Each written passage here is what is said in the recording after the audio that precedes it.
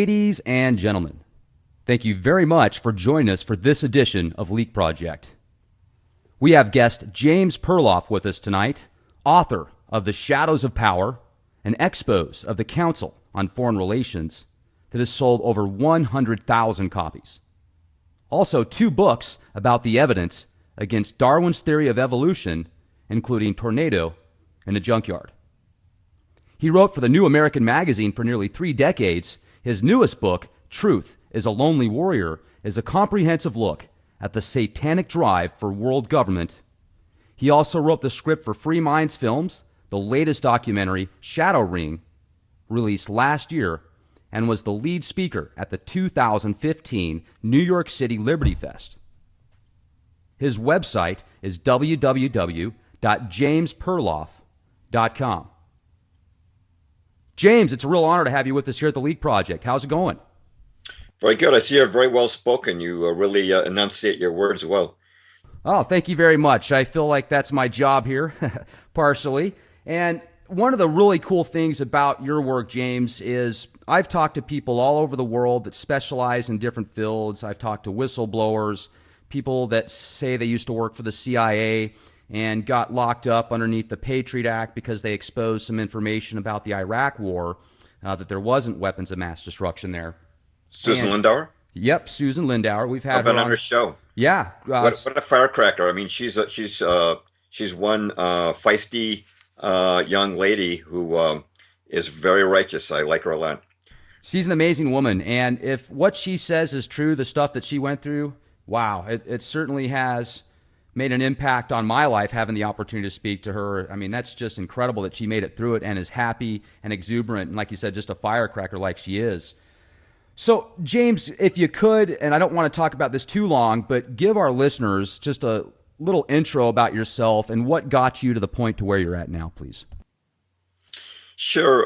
In 1978, when I was sort of apolitical, I saw a young lady reading a book by Gary Allen called None Dare Call a Conspiracy, and I didn't speak to her about the book or anything, but I had one of those little moments that occurs only once every decade for me, which something was telling me, you have to get a copy of that book. It's very important. And so I looked for it, found it in a local Boston bookstore, read it, and really changed my perspective. For the first time, history made sense. I saw that history had a pattern to it, and it was not just a random unfolding of events. And that led me to the John Birch Society, whose headquarters were actually in Belmont, Massachusetts at that time, a suburb of Boston. And I started to write for their magazine in 1985, The New American, which replaced their older magazine called American Opinion. And then I was found particularly appealing Gary Allen's reference to the Council on Foreign Relations. It was one of the more identifiable features of the oligarchy that runs America. And I was writing a cover story on it for the New American, and it turned out to be so long that it would have overflowed the entire issue of the magazine. So the publisher said, look, let's turn this into a book. And that turned out to be a bestseller and an intro for a lot of people into the conspiratorial view of history. Of course, this is pre-internet. And subsequently, there was a little cool period between me and the society, and I wasn't writing with them for a while, but I got very interested in creationism because as a person who had once been an atheist and later found Christ in my life, I was very interested in those old National Geographic pictures about ape men. And I thought, what's really the story on Darwin's theory? So I investigated that, and it started out as local op-eds for local newspapers. And then I realized, there's a book in this. And I realized that my generation, the baby boom generation, one of the prime motivators for them turning socially and ideologically the way they had was losing faith in God and thinking that the Bible was an old myth. And Darwin's theory, which turns out to be a house of cards, scientifically speaking, not just religiously speaking, it's a house of cards, I was very eager to take some of the scientific refutations of Darwinism and put them in layman's terms. And that turned out to be Tornado in a Junkyard and a follow-up book called The Case Against Darwin, which is just a very short summary for people who don't have a time for a full-length book.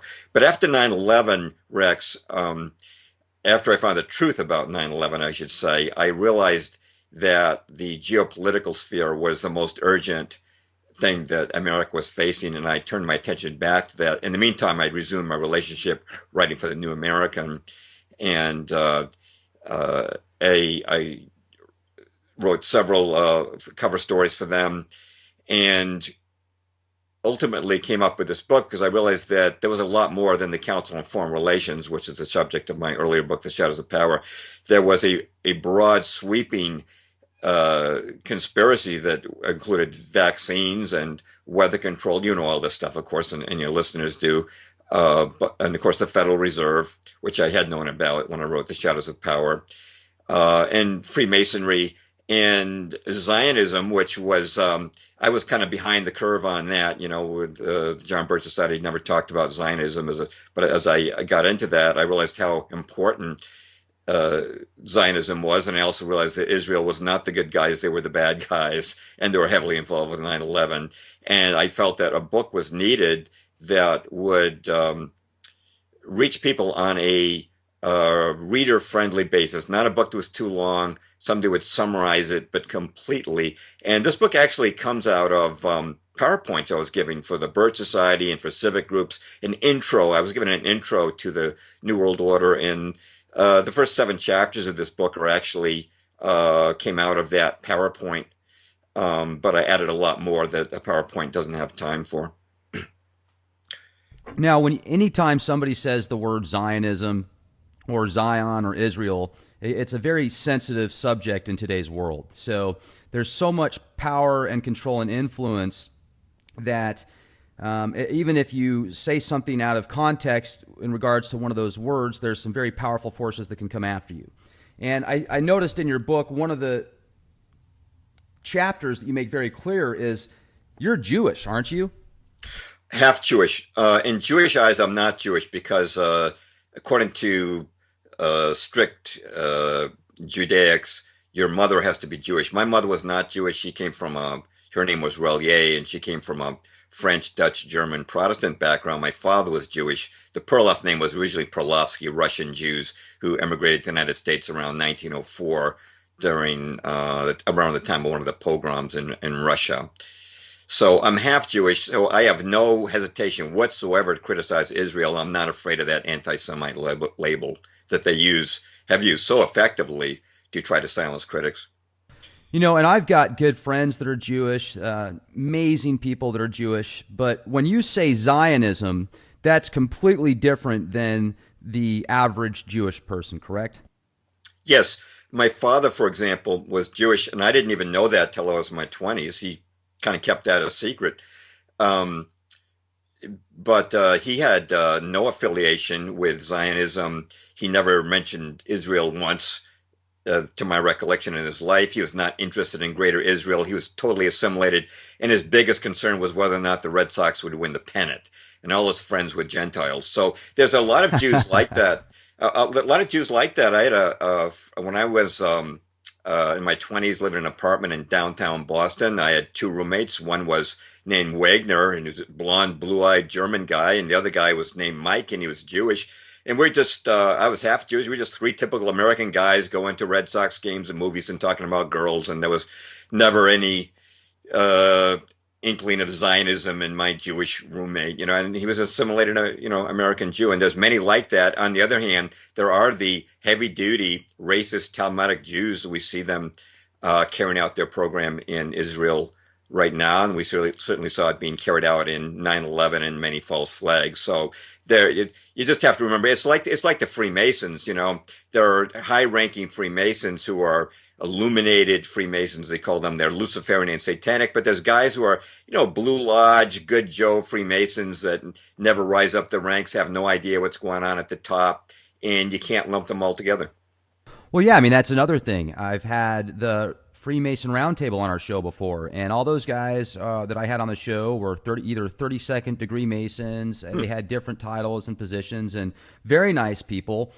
We talked about what their beliefs were, and it's out of, I think I talked to 5 of them. They all had a different religious belief and personal beliefs. So it's kind of like Rome, in my opinion, the Freemasons, where they kind of take a whole bunch of different things and topics and structures and bring it all into kind of this one system where everybody can have their own choice. But you're saying that at the top levels, like the kind of behind the scenes, the hidden forces, the puppet masters, I guess you could call them, they're pulling strings that a lot of people have no idea that's even going on, right?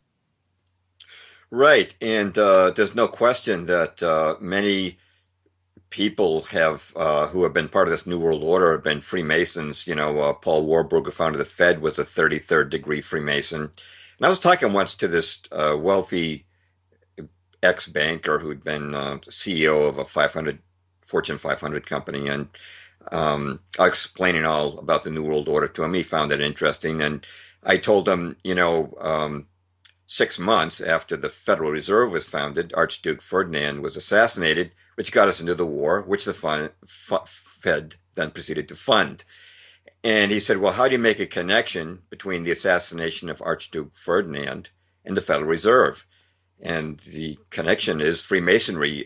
Paul Warburg, 33rd degree Grand Orient Freemason from Europe, from Germany, and the assassins of Archduke Ferdinand, according to some sources, were also Grand Orient Freemasons acting under orders. So you can see how there are different levels of that hierarchy, one that's directing banking, another that's at a local level is directing an assassination, but it definitely does connect. But again, there are many Freemasons, and especially here in America, who are not involved in any kind of sinister activity. Everything's so know if you're supposed to, kind of like the government with the security clearances and stuff like that. It's all compartmentalized and fragmented. Yes. So good word for it. And that's where I think we'll get into the topic here in a moment about the pyramid structure and what you call in your book, Truth is a Lonely Warrior, the satanic structure. I can clearly see that there is this push for this, worship Satan. Satan is your master. Satan is your friend. Let's go watch Lucifer on Fox TV. Let's go look at all these movie stars that have admitted to selling their soul to the devil for fame and fortune. It's the right thing to do. It's a good thing. So people need to have the choice to make that decision. And I feel that the way that society is now, James, is they're not really given that choice. They're being force-fed subliminally, even at birth with cartoons and the stuff that's out there now, to where it's going to be very difficult to not worship what they want you to. Well, you're right, because there's almost monolithic control. I heard you mention on one of your other podcasts that there are 6 corporations that control the media in America, and that's true. And they don't disagree with each other. I know that Fox is more conservative than CNN, but they never question the 9/11 narrative, and they never question the really important, vital things. And between that and the public education system, people are pretty much trapped into the worldview they're going to have. They're in the matrix, unless they decide to step outside that box and start visiting alternative media websites and podcasts like yours, and find out what the unpaid media has to say, because we're not on the CIA payroll, and our only agenda is to bring the truth to people, not to get a paycheck and not to advance some sort of Luciferian agenda. Well, and let's talk about that, the media and the nature of truth and lies.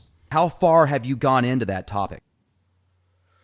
Well, my book, the Council on Foreign Relations book, The Shadows of Power, I mostly talked about the fact that they dominate our government, and, they really do. Just the presidential cabinets are dominated by CFR members going back for decades, whether the president is Republican or Democrat, but they also have their people all through the media as well.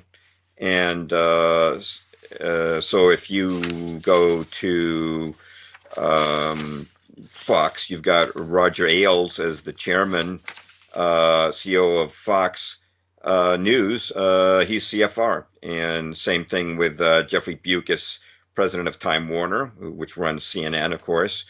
And, the founder of Time Magazine, Henry Luce, was CFR, and the longtime editor, Hedley Donovan, was. And you go to CBS, its founder, William Paley, was CFR. And you look at their newscasters from, Dan Rather and Katie Couric, Leslie Stahl, all CFR. NBC's founder, Robert Sarnoff, CFR. You go right through their news chiefs, Tom Brokaw, Brian Williams today, CFR, and the Sulzbergers over the New York Times, CFR, and ABC, it's the same thing. Washington Post, the same thing. PBS with McNeil, Lehrer, they were both CFR. So you get this uniform viewpoint that gives people that the idea that there's a consensus out there, but it's a false consensus. And in my book, I compare it to the phenomenon of the big lie, which is that if you hear something often enough, you'll think it's true. So if you see a news story on CNN, and then you see the same story on AOL and the same story when your Time magazine comes, you think that that is truth because, hey, everybody agrees on that. But the problem is that all those guys have one corporate owner, Time Warner, except that AOL got spun off from Time Warner. But that's the basic idea. The boss calls the shots.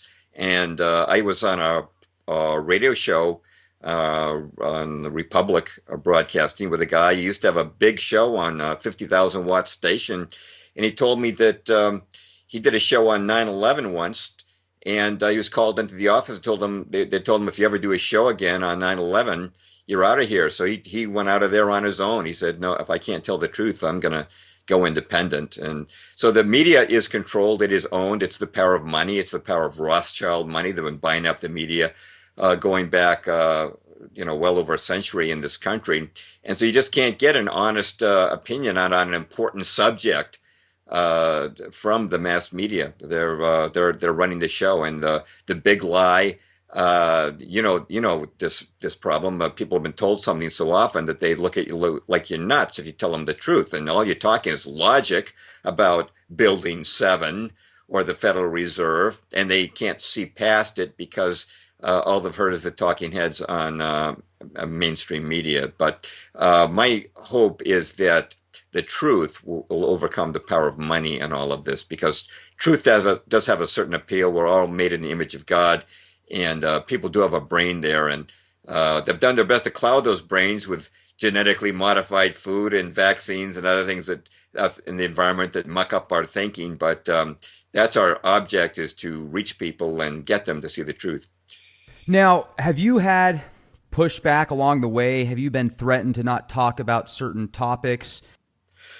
No, but I think it's partly because there are just too many truthers right now. And I think another thing that they're planning to do is that when they institute their New World Order, they plan to sort of do a roundup of everybody into the FEMA camps at that time. But in the meantime, trying to knock off everybody at a local level is difficult. You run into the local Kojak police detective, might give you a hard time, and you get pursued. Maybe things can go wrong. So there are a lot of people, of course, who have been threatened. And you spoke to Susan Lindauer. She was in prison for which she did.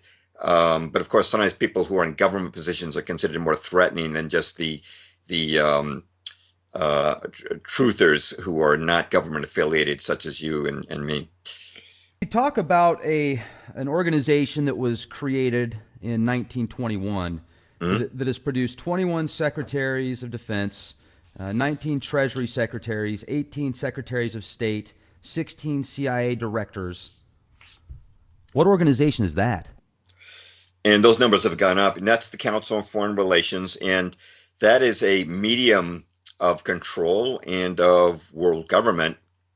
And just to talk about the background of the CFR who don't know it, in 1919, the banksters, if you will, made their first attempt at instituting world government, which is, a world government would be, of course, dictatorial, would take away the checks and balances that individual nations put on each other.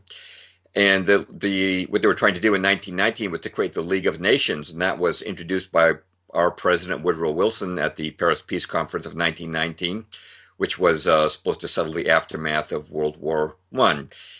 And he was surrounded by bankers. He brought Paul Warburg. It's funny, he brought Paul Warburg, the first vice chairman of the Federal Reserve, with him as the head of the American delegation. Unbelievable. And he also brought Bernard Baruch as his top economic advisor. And of course, Bernard Baruch had been head of the War Industries Board during the war. And he made over $100 million personal profit plus billions for his friends on Wall Street through munitions and goods that were never even delivered to our soldiers. So he's surrounded by corrupt bankers. And but the irony was that although the League of Nations was successfully instituted, the U.S. Congress rejected it.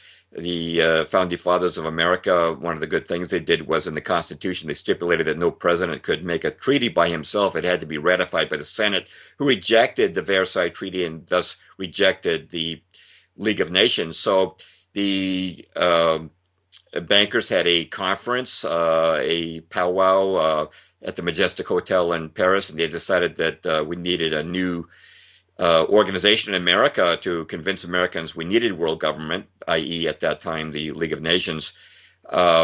So they founded the Council on Foreign Relations 2 years later in 1921 is incorporated with J.P. Morgan's personal attorney, John W. Davis, as its president, and another Morgan attorney, Paul Cravath, as its vice president. And its first chairman was Russell Leffingwell, who was a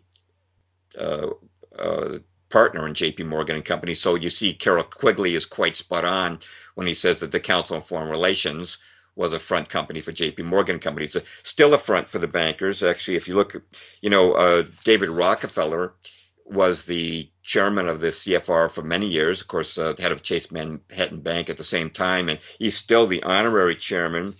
But if you look at who's running the Council on Foreign Relations right now, one of the co-chairs is Robert Rubin, who, according to the bio on the CFR's website, was with Goldman Sachs for many decades. And the other co-chair is Carla Hills, who's on the board of J.P. Morgan Chase. So you still got the Morgan people there. And what are bankers doing running foreign affairs associations? But these are the people who staff the cabinets. And if people want to know how a president picks his cabinet, he usually starts with a roster of the Council on Foreign Relations, which has less than 5,000 members. These 5,000 members, it sounds like they're probably groomed and handpicked and put there. Now, there's just about everybody that researches conspiracies has heard before that the Rothschilds and the Rockefellers are two of the very big player families around the world that pull the majority of the strings. As a matter of fact, Jean-Claude Van Damme was on a national TV show in France the other day, and they asked him about Ted Cruz, what they thought about him, and then he went off onto a tangent about how it doesn't really matter where Ted Cruz is going to go or where Donald Trump is going to go because they're just puppets, and the real people that are pulling the strings, he brought up the Rothschilds and the Rockefellers. Good for him. I thought that was fascinating, and people were questioning him, and he was just so astute and eloquent with the way that he put it. People were like, oh yeah, you're probably right. So I thought that was pretty cool. But how far have you been able to research into these banking families? Like, how far back can you take it? And how much control do they really have? They say that money makes the world go round, and this is how they get their will done. They need bankers, and the bankers realized a long time ago, money is supposed to just be a representative of value of labor or goods. But the bankers figured out that you could take money itself, loan it out, and gain tremendous power from that. And they get what they want through money. I knew in Massachusetts here, I knew of a great medical facility. Its reputation was tops, and I just heard the other day that its reputation has gone to the bottom because it bought out by a family-run business, is bought out by a big corporation. And you hear about these small organic companies that sell products at your favorite organic store, and how they can't resist when they get offered multi-millions of dollars by bankers, and then of course the quality of that organic foods produce starts to go down, and they just get what they want. I'll give you an example from the 1890s. In the 1890s, the state of Ohio, which was the home of Standard Oil, was going to run an antitrust suit against Standard Oil, and so Mark Hanna, who was front man for the bankers, he wound up being the political boss of President McKinley. He went to the state attorney general of Ohio, and he offered him a $100,000 bribe. He says, you take the $100,000 or we're going to consign you to oblivion. He rejected the bribe, and he was consigned to oblivion. Now, he was replaced by another attorney general who was offered a $400,000 bribe. He turned down the bribe and he went into oblivion. Third guy took the bribe. And that's how the bankers are. They feel that everybody's got a price, and if they bid high enough, they're going to get uh, someone to take their money. And if the person doesn't take the money, they'll get rid of that person. And whether it's education or cinema or business, they're going to buy what they want through the power of money. So I do feel that the bankers are calling the shots. Now, maybe above them on this pyramid, and certainly I believe that the leader of all of this is it's a spiritual battle, and the leader would be Satan or Lucifer. Other non-banking figures, human beings above them, I don't know, but the Rothschilds are considered to be the most powerful banking dynasty in the world. Some estimate they might be worth 500 trillion. I think nobody knows because they have so many front groups, and no CPA is going to figure out exactly how much they've got. But it's been said that J.P. Morgan and John D. Rockefeller themselves were secondary to the wealth of the Rothschilds, whose fortune, of course, goes back to the days of Adam Weishaupt and the Illuminati. Now, there's also different titles of Illuminati as well. You've got the German Illuminati and then different outfits that claim to be the Illuminati. Even on Twitter now, if you have, I think it's $10 million or $20 million, you can join the Illuminati club.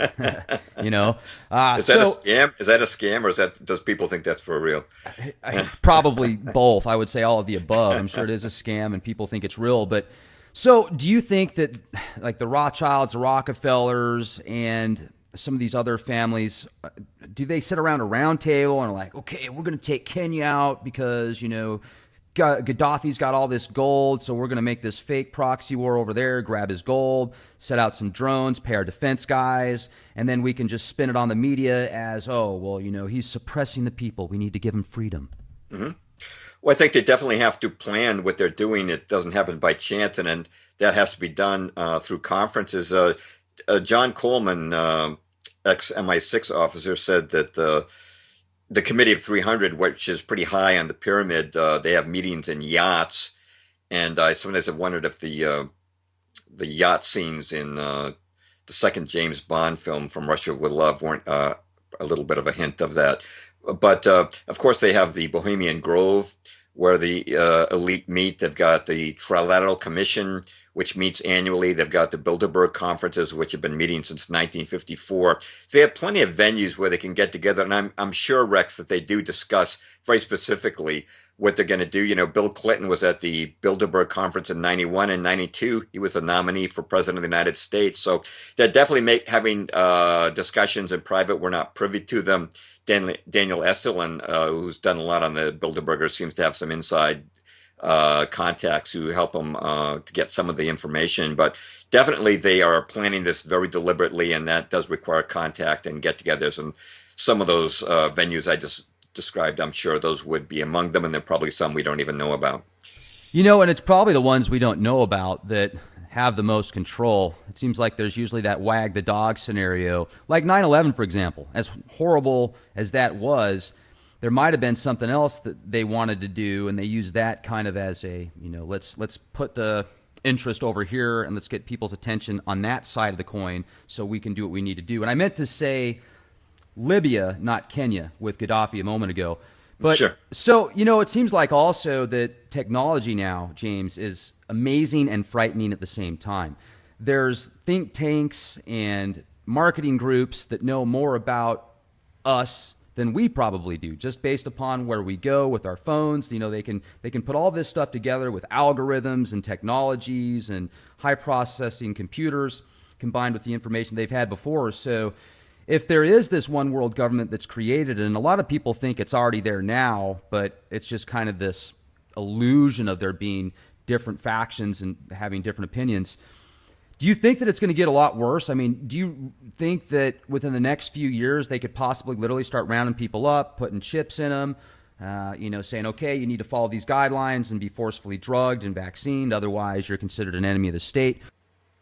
Definitely, the world has been getting worse. The economy is getting worse. The wars are increasing, and the false flag shootings are increasing. And I just don't see any uptick. I like what I've seen of Putin in Russia, but I'm not seeing any hopeful trends for America right now. I'm not seeing, sparks of hope in this election. Certainly, it's been a controlled process for a long time, just as John Claude Van Damme, is that the way you Yeah. say his name, was saying. I'm glad to see somebody who's a celebrity affirm that. Aaron Russo was another. Aaron Russo was a Hollywood producer who passed away after he talked to Alex Jones and revealed what Right. that Nick Rockefeller had offered to bring him into the CFR, and he said that Nick Rockefeller said they were planning to chip everyone. And before I ever saw that interview, I knew that they were planning to chip people, and they've developed that technology, the Verichip. I have a quote in my book from 2002 where they were offering to implant these rice-sized chips in people, and of course, a lot of people would relate that, logically to the mark of the beast that's discussed in the Book of Revelation, as fruition of that biblical prophecy. There's no question that they went from hard currency, gold and silver, to paper money, to digital money, and the next logical step is the chip. You can definitely see us trending that way. You can see us trending towards many of the things that George Orwell talked about in 1984.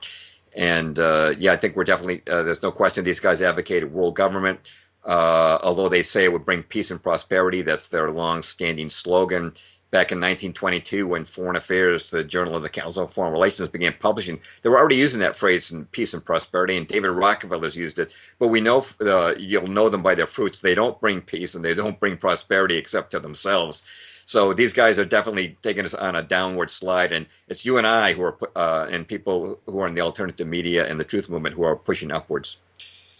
It certainly is a fascinating time that we live in. I often say this: we live in the twilight zone, and people are rewarded for doing very interesting things. So let's maybe get into these family lines, the Rothschilds, Rockefellers, etc., and the Zion, what's called the Elders of Zion, Protocols of Zion.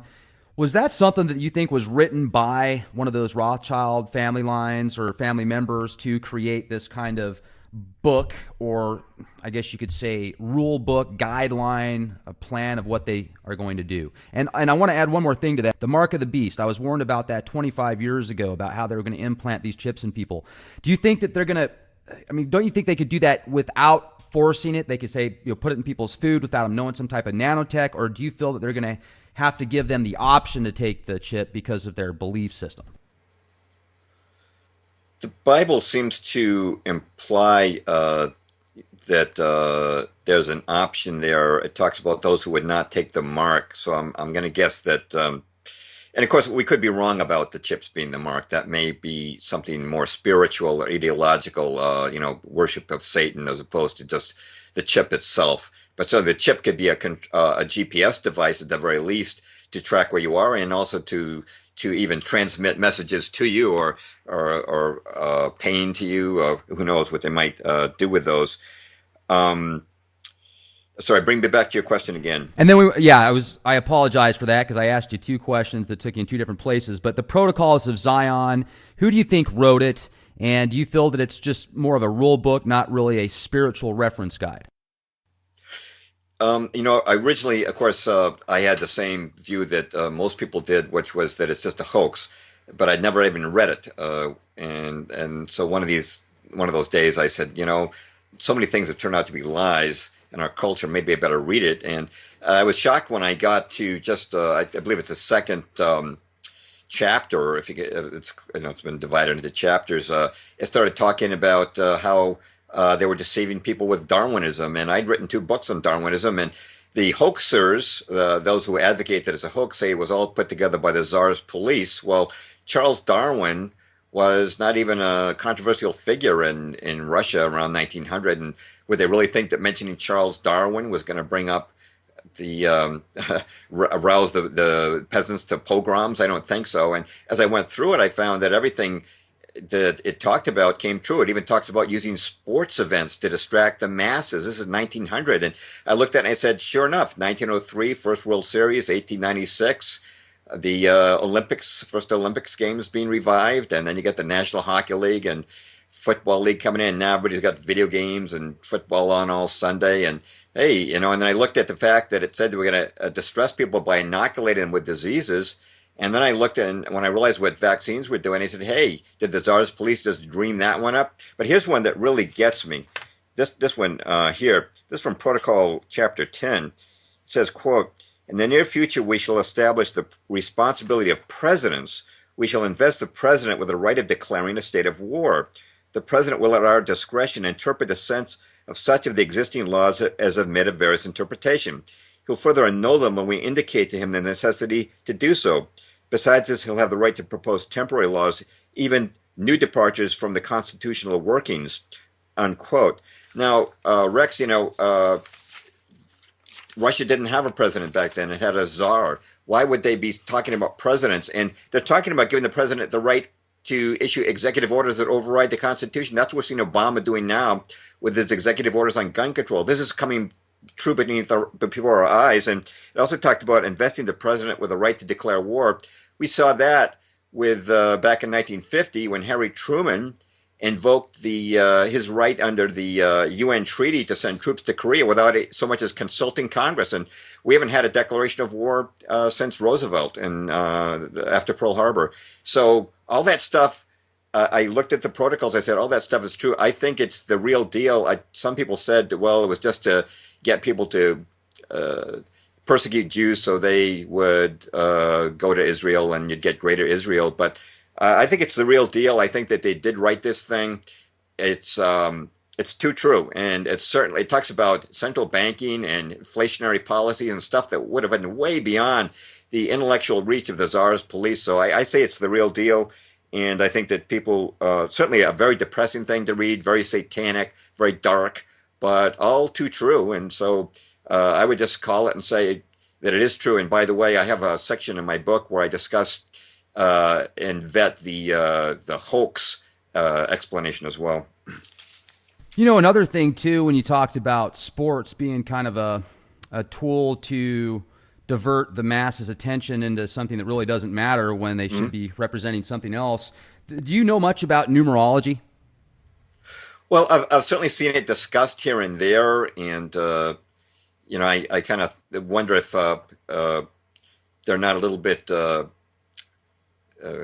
concerned with the years ending in 17, and that's what concerns me a little about 2017. It's going to be the anniversary of the overthrow of the Tsar and our entry into World War I and the Balfour Declaration, and it'll also be 1717, they had the first Masonic Lodge officially created, and 1517 was a Catholic Protestant split. So they've got a few things to commemorate. That means they will do something special next year. But and even the Bible has numerology of its own. The emphasis on the number 7 as a perfect number. And so, but what's your take on that? You must have had guests who go into that. Well, yeah, and the reason I brought that up is because when you brought up the sports, I wanted to segue into a certain game that was played by Kobe Bryant in 2006, and he scored 81 points, and it was his 666th game.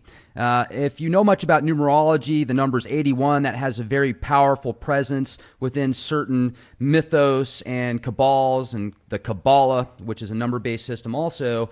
And I find it fascinating that specific game, his 666th game, he scored 81 points, and there's also a lot of other numerological connections with that. And it makes me think, is it being controlled by some type of spirits or, maybe entities that we don't see? Are the refs involved in it? Is the player involved in other players? Is everybody involved? Is it just coincidence? It just brings so many other questions to that. So I just wanted to bring that up when you did talk about the sports. Now, also with the protocols, that one of them talked about how if these people that have the power are going to do something, they need to let the people know they're going to do it before, and if they're not stopped, then they're not karmically bound. Is that correct? They're not what bound? I'm sorry, what was that word you said? Bound, which means they can go ahead and slaughter 1 million people for their benefit because they warned them and they didn't do anything about it. I don't remember that specific reference, but it's been a while since I've reviewed the entire protocols. Perhaps, though, that would be an indication of why they have these hints. I didn't see the movie the Matrix, but I just saw somebody tweet an image from that where the lead character, his passport expires on September the 11th, 2001, and there's another movie called the Big Lebowski, and Yep. the very first scene of that movie, the very opening scene, the guy is writing a check, and it's 9/11, 1991, which is 10 years to the day. And as he's writing the check, the elder President Bush is on TV talking about Kuwait. And of course, you've probably seen the innumerable 9/11 references. You've probably seen videos on this in the movie Back to the Future. Oh So, yeah. uh, yeah, they're definitely into numerology. And maybe I've got to relook at that. Maybe you can find that reference for me, maybe if you haven't got it in front of you. I'd like to look at that again in the protocols because there has been this question about why they drop hints. Are they just kind of taunting us? Or sometimes I've wondered if there isn't some kind of cosmic arrangement with, you might remember in the book of Job. I don't want to stretch things here too much, but remember when Satan said he was going to attack Job, that God put certain restraints on it. And he said, for example, you cannot kill Job. You can only do certain things. And I sometimes wonder if there isn't some sort of cosmic arrangement where Lucifer can only carry his deception so far, and that he has to, maybe by some agreement, allow certain portions of his doings to be known, that he can't uh, do full-fledged cover up of his activities, that he has to let a certain amount of his agenda be allowed. That's just one possible explanation. Doesn't mean that that is the case at all, that there is this cosmic arrangement. But I've been trying to analyze why it is that they do drop hints. What's your take, Rex? Well, I mean, certainly with all the different movies and scenes that portray events, like if you watch the movie Knowing, where they portray the Gulf oil disaster to a T, Mr. Cage is sitting down watching the event take place a year before it actually happens. The CNN, the same clips, the oil rig that gets exploded. Then they have hints of Fukushima in that movie. So I think it's all possibly a part of some design, and that's my best guess. Do I have all the answers? No, but that's why I have the opportunity to speak with people like you and other individuals from around the world. And you've done such a good job. Also, I love your website because you've got a blog section on there, which is just great. You get into kind of the political scene right now and the gun control that Obama's doing. I know this, statistically, there's been almost double the amount of guns sold since Obama's been in office. And I think that's because people are concerned because of the false flag shootings, which are being exploited and in most cases orchestrated in order to override the Second Amendment. That people think they may not have the opportunity to own a gun that much longer. And I think that's probably the number one reason why we see the gun sales rising. What is your take on Sandy Hook? I haven't explored it in the same depth that people like James Tracy and Dr. Jim Fetzer have, but certainly there's enough suspicious things about it. I mean, as I understand it, there were already charity uh, websites up for it before it actually happened. And then there's a suspicious behavior by some of the parents, laughing and giggling only one day after their children were shot. Yeah, I saw that And video footage. yeah, and also they say that there's no evidence that there was ever a cleanup where there would have to be a massive cleanup with all the carnage that took place. And of course, another thing too, I've got a friend whose husband is a Navy SEAL, and when the day Sandy Hook happened, or within a day, he looked at the kid Lanza, and he looked at the equipment, and he looked at Lanza's size and the fact that he had Asperger's, and he said, "There's no way this kid did it," because the alleged killer, had almost a perfect kill ratio. I think it was like 26. And when I took a firearms class, the instructor told us that in a shooting, normally only 1 out of 7 times will it result in death. Usually the person is wounded. And I realize it's different when a person is intentionally trying to kill as many as he can, but nevertheless, this guy was scoring like he was a professional a special ops person to get 100% kill, almost 100% kill ratio would be almost unheard of. So there were quite a few things, and I think that somebody's made up a list of more than 30 anomalies regarding Sandy Hook.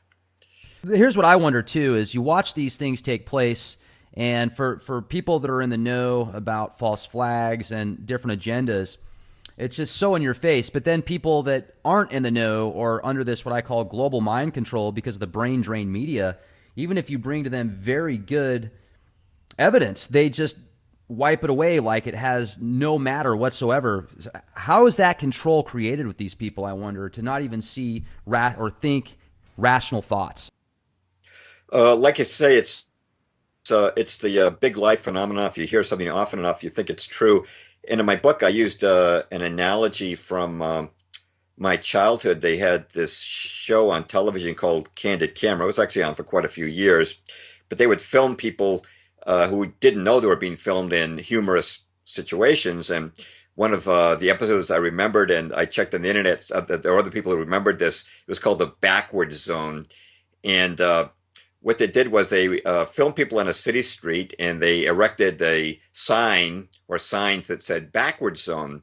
And so when the unsuspecting person was walking down the street, they would have actors on the street working for Candid Camera. And when the actors reached the sign that said backward zone, they would turn around and start walking backwards. And many people would be doing this. Well, quite a few of the unsuspecting real people who were not actors, when they got up to the sign, they would turn around and walk backwards too, no questions asked. And it was quite hilarious because it was an example of how an absurdity can be made to appear true if it seems that everyone else believes it. And so there is a psychological phenomenon. Another one I used in my book was the Ash test. These were real psychological experiments carried out at a university. And what they did was they advertised for people to come in and take a psychological test or a vision test. And when the person went into the classroom where the test was being taken, they didn't realize that everybody else in the room was actually a confederate of the person running the test, and they were the only person being tested. And so what happened is the guy who ran the Ash test would say, okay, which line is longer, line A or line B? And everyone raised their hand and say that line B was longer. Well, the person who was being tested could see that line A was longer, but since everybody else raised their hand and said it was line B, he or she would often raise his hand too. Not necessarily in every case, but nobody wanted to be the only one.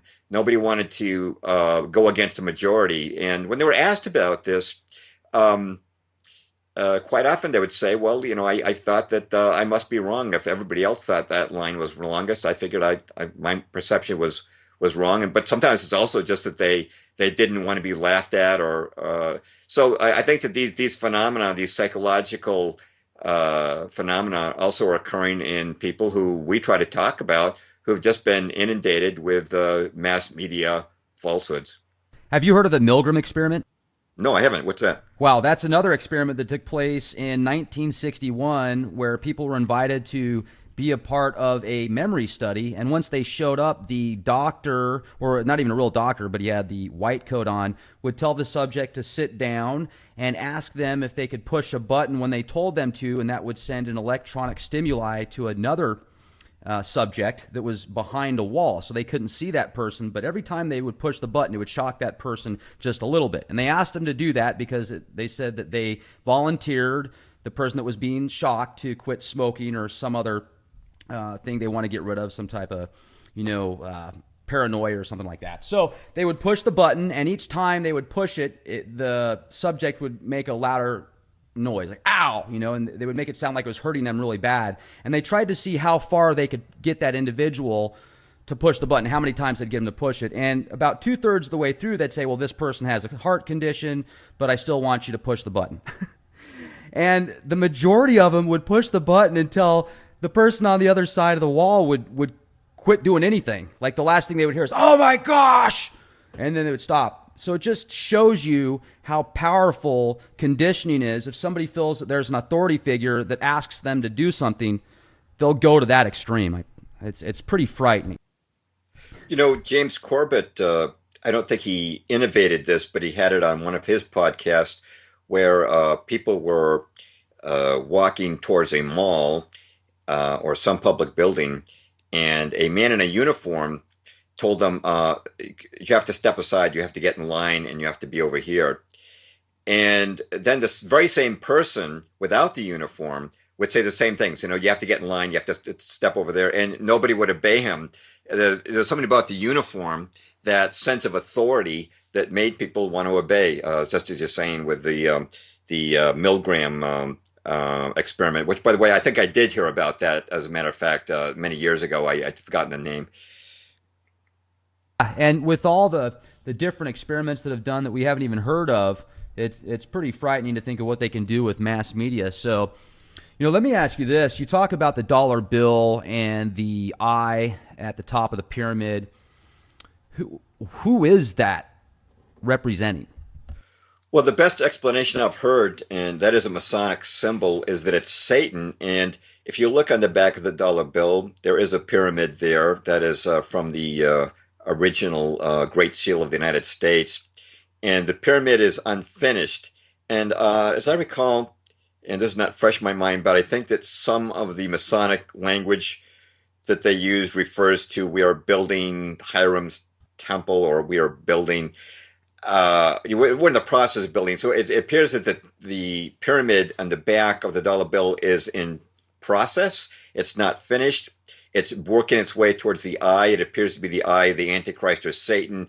And when the pyramid is finished, that's when you will have your real Novus Ordo Seclorum, the New World Order. I believe that is probably the best interpretation I've heard, although I'm sure there are others. When we talked earlier a little bit about the agenda of microchipping society, it made me think of the Digital Angel Corporation that came out in the early 2000s. I think they changed their name now to Verichip or something like that. But I found that quite ironic that a company would call themselves Digital Angel, knowing full well that the majority of the Christian faith people that have that belief system are going to think that that's possibly the mark of the beast. So I was like, wow, Digital Angel, mark of the beast, give him a microchip. I had the opportunity to speak with a futurist on the show, real nice guy, Zoltan Istvan. He's an atheist. He doesn't believe in life after death, so he really wants to create immortal physical life. And we were he took the chip. He happily took the chip. He did a tour around the country. He had it all videotaped. So he's got a chip in his right hand now where if he goes to the store, he can just swipe his hand and pay for things. And I said, do you get a lot of flack about that? He says, not as much as I used to, but I certainly do. And, whether or not it is the mark of the beast, I certainly wouldn't want a GPS implanted in my hand that is going to send Wi-Fi signals back and forth to satellites. I don't want a cell phone next to my head, let alone one implanted in my body because of the possible repercussions. But you got a lot of quotes in your book that talk about this mark, this possible microchip society. And I was wondering if you could get into some of that information with us. As I was mentioning, Aaron Russo said he was told by Nick Rockefeller that they were planning to chip people. And like I said, we've had a transition from hard money to paper currency to digital money to a point where, because, everybody, I think, has probably had that feeling, that sickening feeling of swiping a credit card that doesn't work, that's expired for some reason, or just is not working with the system that registers it. And as you can imagine, if we were all chipped and had to conduct transactions through some type of centralized government bureau, the government could certainly turn off your ability to conduct business transactions. This is a great danger of no longer having hard money in place. If you compare it to electronic voting, no longer having, the paper ballots, but voting electronically. And those Princeton students have recently demonstrated that the Diebold machines can be hacked rather easily. But everything becoming digital, whether it's information or money, is bringing us into a society that makes it easier to control everything. I have a appendix in my book, A Truth is a Lonely Warrior, on George Orwell's 1984 and how it's been coming true. And actually, when the year 1984 came around, a lot of people kind of poo-pooed the book because the world didn't look the way Orwell predicted. But Orwell had actually made a stipulation within the book, which is that people didn't even know if it was the year 1984. That was just what the government told them. But one of the things that I found fascinating in that book, were just related to your question in terms of digitalizing society, Sure. was that Orwell said that his main character Winston working for the Ministry of Truth. And what he would often do there is he would change what back copies of the Times said, what a back copy of the newspaper said, so that if Big Brother had made an incorrect prediction, he would change the back copy to make it appear that Big Brother had made a correct prediction, along with the lines of the wishes of the party. Now, in reading that book, I said, well, how can you possibly change what the back copy of a magazine or newspaper says? Well, in a digital information age, you can see how that can happen. Now, Newsweek only comes out in a digital format, and we're going digital with information, and that makes it very easy to change what documents say. And right now, you can read PDFs of old books, but I'm concerned that we might reach a point where books that were written in the past might be changed if they became digital only or digital mostly. And the same thing with money. Just as information is easier to control if it's digital, money would be easier to control. And as I said, they could shut you off and threaten you with being permanently shut off and unable to buy or sell anything unless you had the permission of the government. So a very dangerous development. Well, and even Zoltan and he's got the chip. He even said one of his concerns, he wasn't real concerned about it, but he did say the possibility of getting hacked. And if it does get into this transhuman movement where people are plugged into machines, it would be a lot easier to, send a virus their way, a mental virus, or cause certain illnesses and ailments and thought processes, putting thoughts into their minds, etc.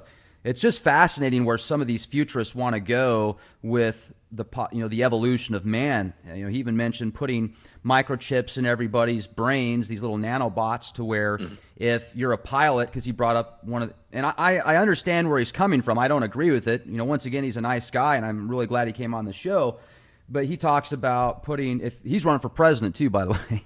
Obviously he's going to need a lot of votes to get there, but cool dude anyway. Nonetheless, I said you could be that guy in Terminator 2 where you've got this Terminator coming back trying to shoot you because you created Skynet. And he's like, yeah, I've thought about that before. We kind of joked about it, but regardless, he says, chip everybody. So if you're a pilot or if you're a bus driver, you're in a position of power, and you're or a position of keeping people safe, I should say.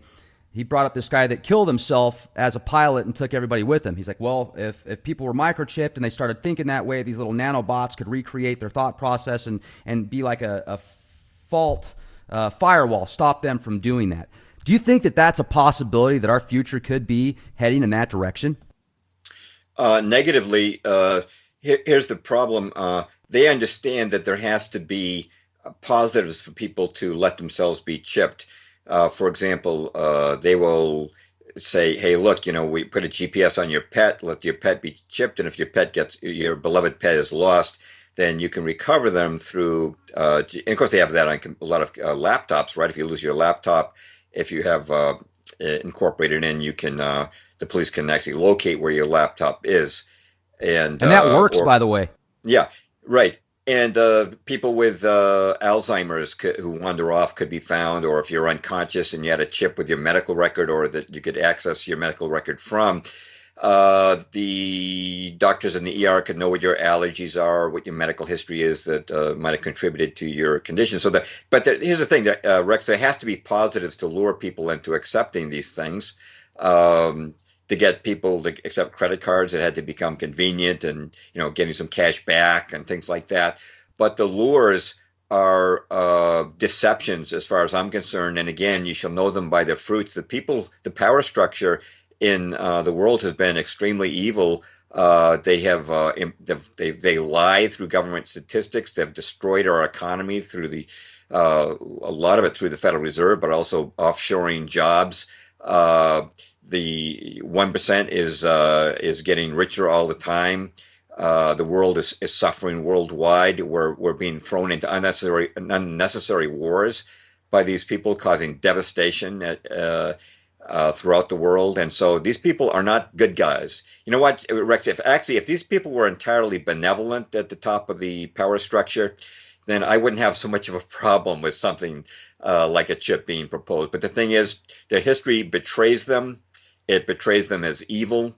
I mean, at Bohemian Grove, they're engaging in a mock child sacrifice. Some people say they've sacrificed real people. They're up to some pretty weird stuff, and they're up to some. They've been completely detrimental to our culture. The only people they're working for is themselves and whoever they call their masters. So I'm against it, regardless of how many perks they put on some of this technology. By the way, I'm the first to say I love technology in of itself, and obviously technology could be used for good. We see these geoengineered weather disasters, but actually geoengineering could be used for good to steer a hurricane away from a populated area, right? You could certainly use technology for good, but these people have satanic desires, and so I would just stay away from anything like being chipped. Another thing too, you talk about the secret war on life, and I'd like to get into that. There's a couple of quotes out of your book that I'd like to say. Like you brought up, the people that control the majority of things at the top levels. Prince Philip, chairman of the World Wildlife Fund. In the event that I am reincarnated, I would like to return as a deadly virus in order to contribute something to solve overpopulation. Ted Turner, founder of CNN, a total world population of 250 to 300 million people, a 95% decline from present levels would be ideal. And then you get into Zbigniew Brzezinski, advisor and mentor to Barack Obama. In earlier times, it was easier to control 1 million people, literally, than physically to kill 1 million people. Today, it is infinitely easier to kill 1 million people than to control 1 million people. So that's definitely food for thought. Yes, and that chapter was a lead into vaccines. It's obviously not the only methodology they have for population control, which is what they're talking about. I also quote Robert McNamara and quite a few other major figures. And actually, if you go online, just look for population control quotes, you'll see quite a few of the global elite. Bill Gates, of course, has talked about the need to reduce world population and being a global threat. But at the same time, he's donated billions of dollars for vaccine development. And if vaccines were really healthy, they would increase world population. And Bill Gates is logical enough to know that that's a contradiction in what he's just said there. He wants to reduce world population, but vaccines are healthy. Won't they increase world population? They won't, of course, because vaccines are something that we don't need. We have an immune system to combat disease. And what I go into in that particular chapter called The War on Life is the vaccines. Only one element. There's abortion, eugenics, geoengineering, GMOs, wars. There's been many ways to reduce world population, but vaccines was one that kind of snuck up on me, and it was a while before I fully understood how much it's related to autoimmune disease and autism and the horrible things we see in a culture which these things would not be happening at all if we weren't interfering with mankind's environment, and that includes his internal environment, his biochemistry as well. Yeah, and a lot of these vaccines have thimerosal, squalene, different adjuvants. Many of them are made in China. Who knows what they're putting in them out there? I mean, geez, if they'll put melamine and baby formula in China, it's not a good idea to let people make our vaccines that are from a country like China, especially when they're stealing all of our military records and private records. It just doesn't make logical sense. But let's sell it to the cheapest individual, and then we can blame them later because we didn't have anything to do with it. We just got the vaccine from them. They said they were following protocols. Vaccines, in my opinion, are one of the most frightening things and tools to be used against the population. Brainwash people into thinking that you have to vaccinate your children at birth with 10 different shots that have all sorts of poisons in them directly into their bloodstream, and to get them to think that that's actually good for their kids and ridicule people that say, hey, that might not be a good idea. Talk about mind control at its finest. I mean, that is just unbelievable. So let's get into the political landscape right now, if we could. The people that are running, like Clinton, Cruz, Trump. I've told people that I think they're all pretty much actors.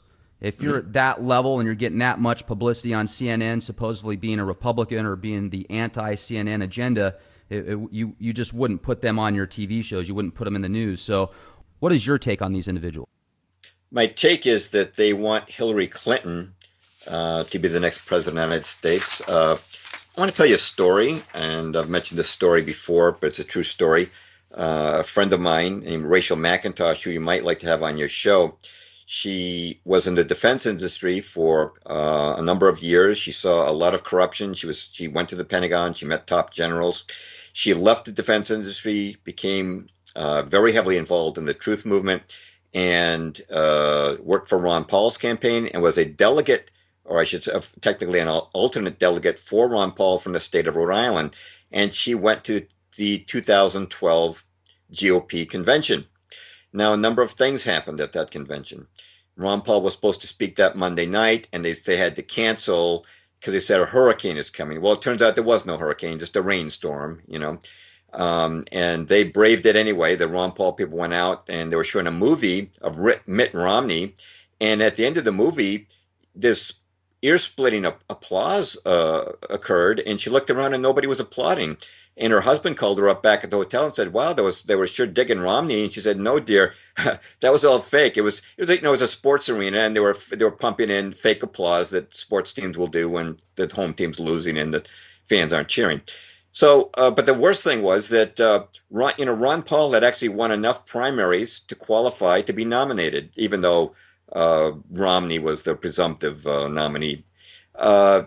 Now, at the last minute, they changed the rules at the GOP convention, and they said that they were going to increase the number of states to get a nomination. And the Ron Paul people, of course, wanted to vote on this. The delegates wanted to vote, but the buses showed up late at their hotels. Her bus not only showed up late, but the driver didn't know how to get to the convention center. Took 2 hours to get there. By the time the Ron Paul people got to the convention center, the vote was over. Mitt Romney was in. And kind of the lesson from this is that the powers that be are going to make sure that their man, which in this case was Mitt Romney, gets the nomination. And this goes back, it goes back so many years. Let's see if I can get. But even Mitt Romney, they didn't want him to make they didn't want him to be the president. They just wanted him to go to the next level. And well, it's certainly part of the establishment, and he seemed to be pretty unethical. He was demanding that if Ron Paul did make a speech before the convention was over, that he got to vet it. And he's certainly part of the establishment, no doubt about it. But this has been going on for many, many years. And I had a quote in my book, The Shadows of Power, which I wrote in 1988. And, this is written in 1988, and I'm talking about the 1952 Republican convention. Here's what I wrote, quote, "At the Republican nominating convention, dirty tricks abounded. The rules for selecting delegates were changed. Taft delegations from Georgia, Louisiana, and Texas were thrown out and replaced by Eisenhower supporters," unquote. Myself. Now, I wrote that 28 years ago about a convention that occurred 60 years before my friend Rachel and Ron Paul ran into this at the 2012 Tampa GOP convention. So this has been going on for a long time. And same thing with Hillary. Hillary won New Hampshire by a landslide in the primary this year, but Bernie Sanders did. He won 60 to 38%. But Hillary got most of the delegates because it turns out the Democratic Party has these super delegates who are Democratic Party long-termers who are not committed to the results of the primaries or to the wishes of the voters. So the lock is in. And the reason I think that the lock is in on Hillary is that she is the only candidate out there that's viable that is 100% pro-Goldman Sachs Rothschild agenda. I mean, she is pro-war on terror. She's pro-Israel. She's pro-gun control. She's pro-Monsanto. She's pro-population control, pro-abortion. She's pro-climate change control. She's pro-mass immigration. She's pro-internet censorship. She's pro TPP. Now, right now, she's waffling on that, but for 5 years, she said that the TPP was great, and she called it the gold standard. So she's just waffling because she knows a lot of people out of work. So, for the duration of the campaign, she won't make a strong stand on that. But they wouldn't want Trump because of his anti-immigration stance. They wouldn't want Bernie Sanders because he won't bail out the bankers. I think the fix is in for Hillary. But I do agree 100% that the rest is an act. I think they want a Cruz Trump battle. I think they want the Republican Party to go down in flames and have a lot of confusion that'll guarantee that Hillary gets the nomination. Well, and there's so much out there now that's saying Hillary's got a lot of, she's in a lot of trouble from email scandals, server scandals. Do you think that that's ever going to come into fruition, or that's just kind of being used as a carrot at the end of the stick to kind of divert people from thinking that she's not going to have a chance? No, and another thing to mention, another reason why I believe that they've picked her is they've already entrusted her with 2 terms in the White House. And of course, as everybody knows, if she goes back to the White House, you're bringing Bill Clinton back in. Bill Clinton had scandals, as we all know. There was not just Monica Lewinsky, there were many other women who accused him of sexual abuse. There was the Whitewater scandal, there was perjury, there was stories that he'd been involved in drug dealing when he was governor of Arkansas. Uh, the suspicious deaths linked to the Clintons. There was the Chinagate scandal and the Travelgate scandal. And something, Rex, every time one of these scandals came up, I was in conservative media. The conservative media would always say, this is it for Bill Clinton. You've got to have integrity to be in the White House, and he'll be impeached next week. You just wait and see. But every single time there was a scandal involving the Clintons, the Justice Department looked the other way. The mass media forgot about it, and it was back to business as usual. And I'm afraid with Hillary, she's still protected. It's like she's got mob protection. It's like I don't think that the Justice Department's going to go after her, and I think that the mass media is going to downplay it. And I think that they're working into a position to be. They wanted a black president because they wanted the people to think they're empowered, and having a woman president will continue to make the people think they're being empowered, even though both Obama and Hillary absolutely work for the establishment. Jeez.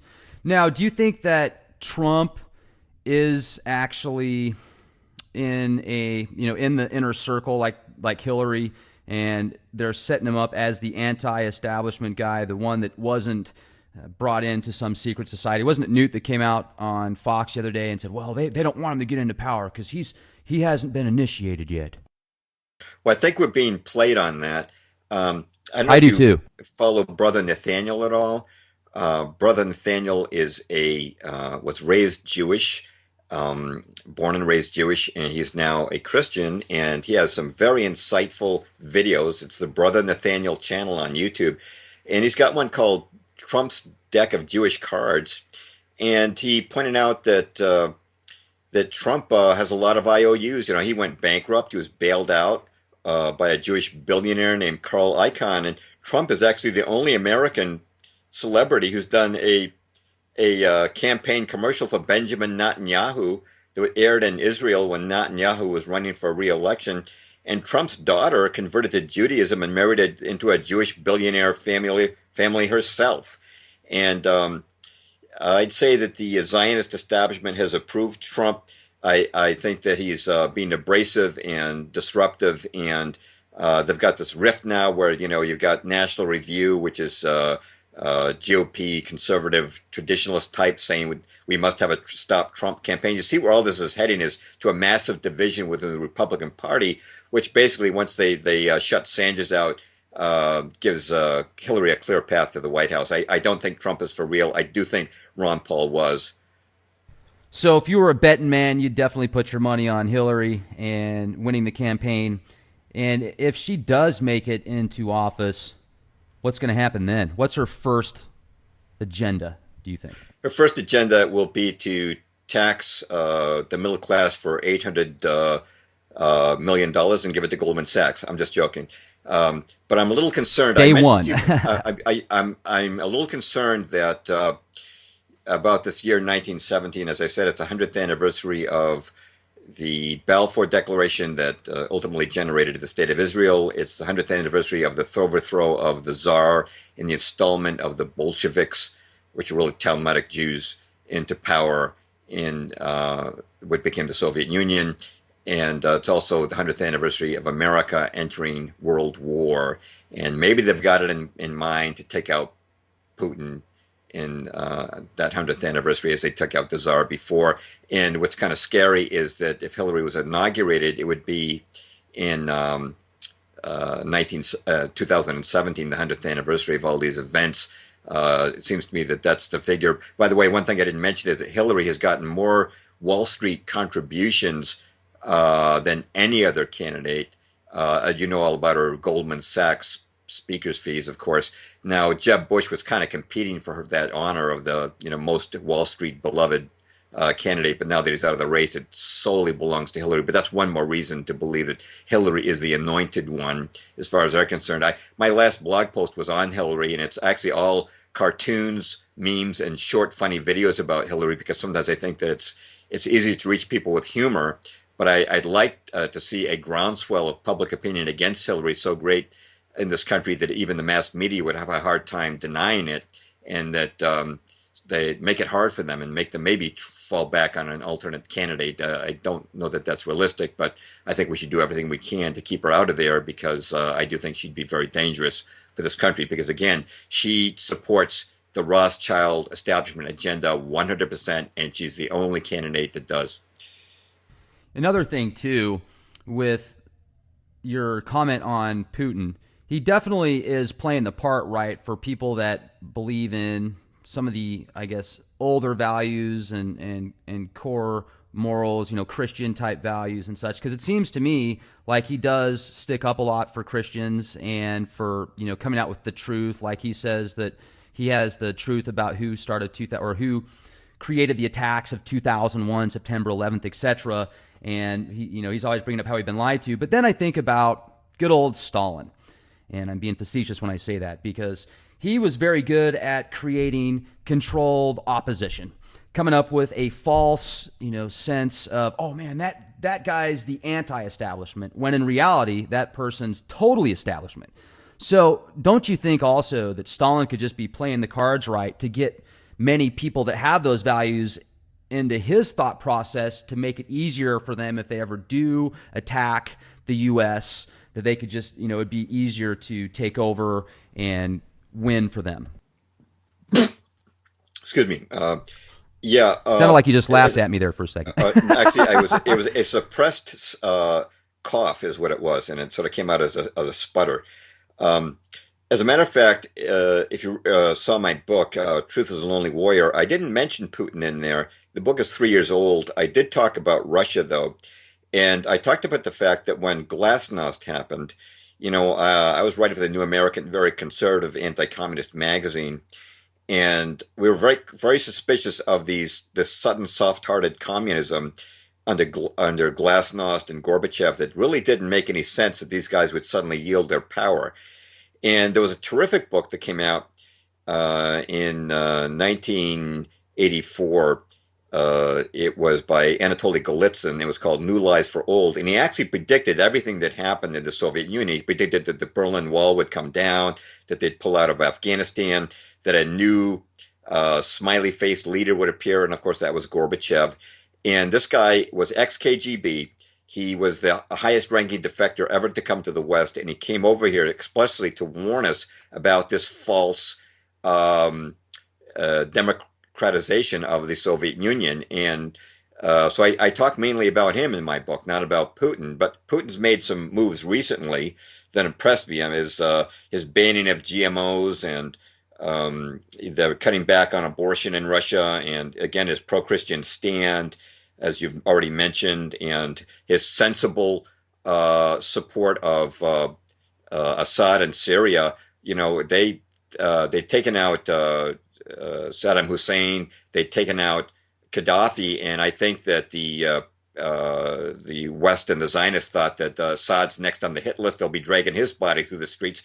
And Putin came in and said, no, we're going to stand up to the American-created ISIS, and they've been taking care of business. I know they just announced, I think, yesterday that they're going to start to pull back their forces out of Syria. But I've liked what I've seen of Putin, And another thing he did, he paid off Russia's debt to the IMF and the Rothschild banks. I was pretty impressed by that. And Brother Nathaniel, who I have a lot of respect for as a Russian Orthodox priest, who's also was born and raised Jewish in a Jewish Zionist home, thinks that Putin's the real deal. So I've softened on him, but I'm also doing so guardedly because I am conscious that maybe he's simply got a sophisticated PR team that knows how to play the public. But I've kind of liked them, and I actually had I tweet images a lot. I'm on Twitter, and you remember the old movie Red Dawn? Yeah, absolutely. The original Yeah, one. Yeah. the original one. I've got the boys there with their rifles, and who's the lead actor in that? The guy that was in Dirty Patrick Dancing. Swayze. Yeah, Patrick Swayze. I've got Patrick Swayze in my tweet saying, "You know what, boys? Putin versus Obama. I think I've changed my mind. Let's let the Russians take over." Maybe that's. I'm sure that didn't go over too well with some of my old anti-communist friends who still. It probably freaked him out. Yeah. But obviously, the hats have switched. We were back in the 80s. We were the leaders of the free world. The communist Soviet Union was the symbol of police state oppression. It seems we've changed hats. Now they're standing up for freedom and Christian values, and we've got the police state here and making unnecessary wars around the world. I've brought And that it's up kind of before, like, James. You're right on with that. yeah, we've become the bad guys. And one thing it really reminds me of, we talked about Orwell a little bit.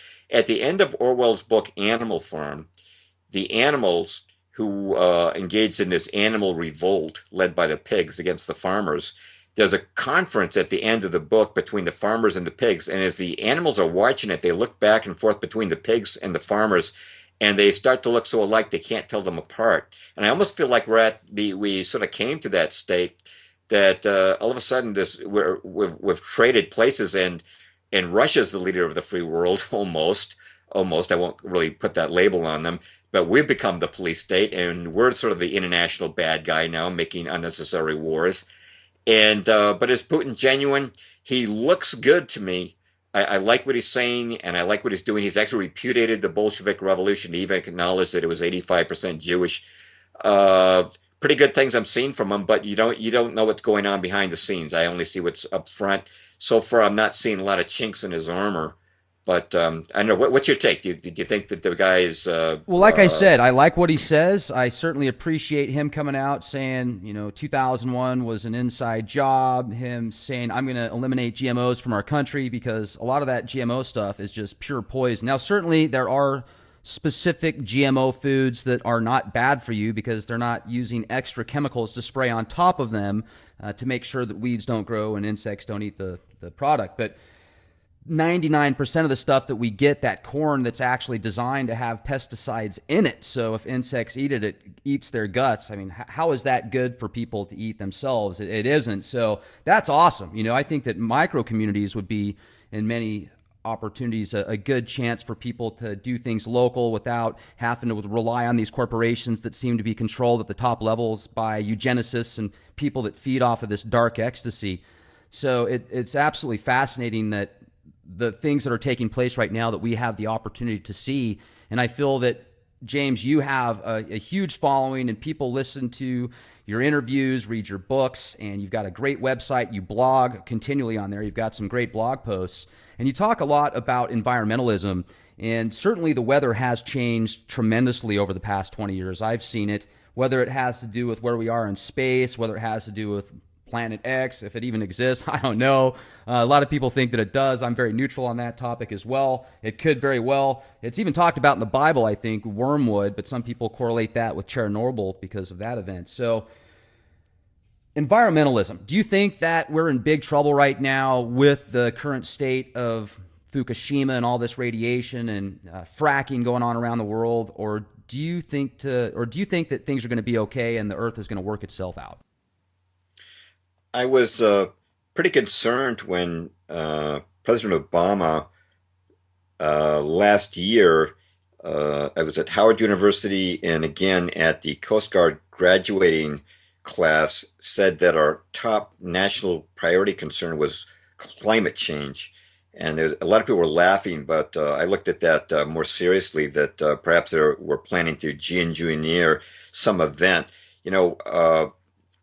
the biggest excuse used for mass evacuations in this country historically has been hurricanes and other geo types of floods, other types of geo events. We've seen a big increase in these things. Back in the early 50s, we're having, I think it was about 200 tornadoes a year, and now it's over 1,000. And although they say this is due to climate change, I believe that this is stuff that's being geoengineered. It's not that they can really originate the climate, of course, but rather that they can modify it, just as we know they've been seeding clouds since World War II, and that they extended the monsoon season during the Vietnam War. That's all well documented. I'm very concerned about the state of technology that they know that if they were to wipe out a town with a bomb, everyone would want to know who dropped the bomb. But if they wipe out a town with a intensified directed hurricane using HARP, that everyone will say it's just an act of God, and nobody will ask any difficult questions. I think that it's another tool of uh, population reduction, and I think that we wouldn't really be dealing with this phenomenon if they weren't using geoengineering as part of their agenda. Well, I've certainly noticed the geoengineering. Chemtrails are all the time. You can see the X patterns, the checkerboard patterns. There's been a Right. lot less chemtrails being sprayed, at least during the daytime out here in southern Texas, the past, I would say, 2 months, although they have been spraying more recently. But I've also noticed, James, that the sun is just a lot more intense, and it's wider, it's brighter. It feels more heat, even if the temperature is the same. I can feel more heat on my skin and on my body. So I'm wondering if all the chemtrails have caused the atmosphere to deplete, which allows this cosmic radiation to get into our atmosphere and hit us easier. So that's definitely a possibility. And who knows what else they're putting in these chemtrails. There's been barium salts and other stuff that's in there. But environmentalism, it could also be used to say, hey, you can eat this much, you can drink this much, you can go to the bathroom this time of the day, you have to have your lights on from 5 to 6, you can't mow your lawn, you have to put X amount of dollars into this. So you think that's going to be a tool used or continuing to be used to create more of a control system? Yes, as a matter of fact, your first question to me, that's what I should have addressed more directly. Environmentalism is definitely a method of control. Agenda 21 is all about that. And what they want to do is, with this talk of global warming, is to create the impression that our carbon footprint is too high because we use too much energy. Therefore, you have to have a smart meter. Therefore, you have to give the government this has been proposed, not really enacted to any significant degree, to give the government remote control power over your home thermostat. So it is definitely being used. And this goes back, I talk about it in my book, Truth is a Lonely Warrior. There was a leaked think tank study called the Report from Iron Mountain that was published in 1967. And this particular think tank had been given the task of what is the best way to control the population?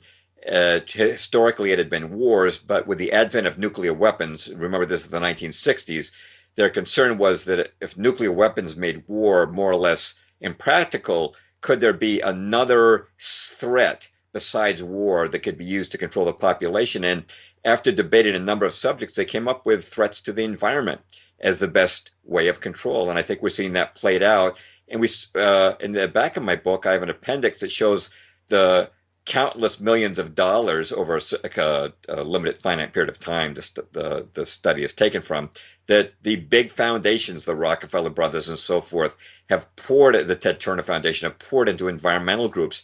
It's part of generating the environmental scare.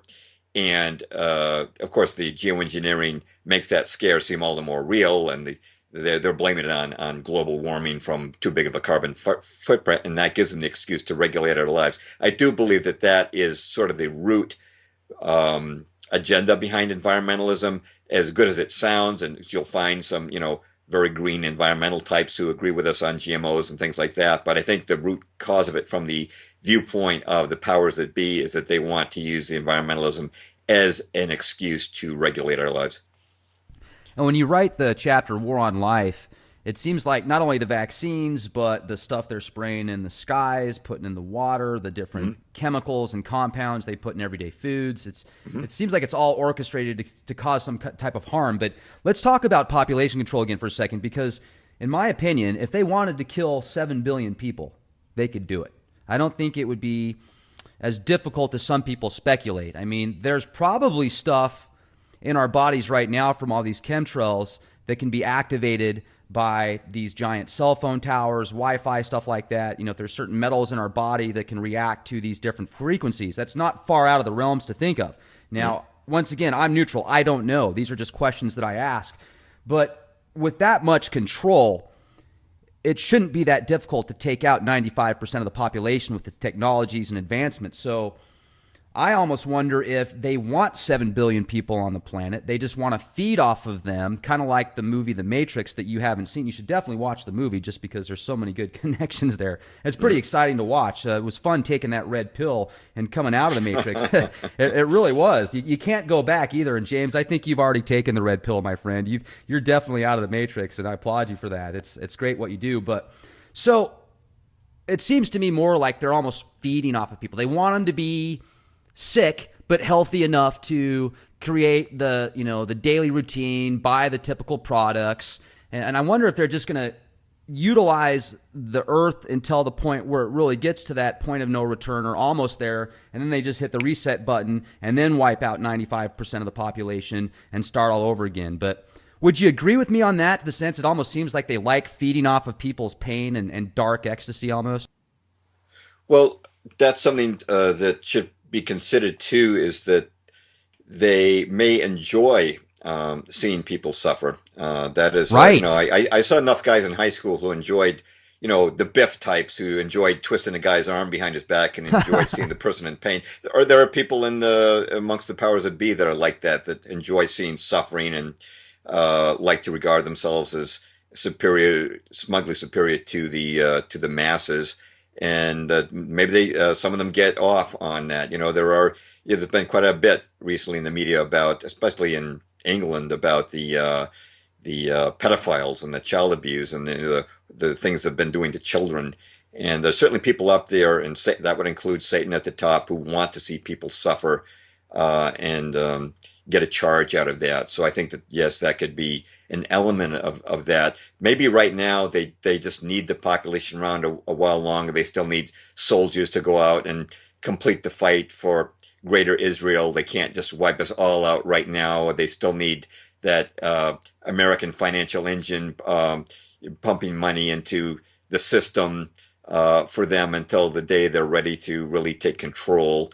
But they're certainly making enough people sick in the meantime. But they could definitely also push a button and start a world war. They've done it before, but they have to be careful because they don't want it to go so out of control that they themselves are negatively affected by it. Of course, I'm sure you had people on your show have talked about underground bases and things like that. I don't have any expertise in that area, but I've certainly heard about measures they're taking to go underground if a world war erupts. But that would be sort of one way to rapidly take the population down as they did it in the previous two world wars.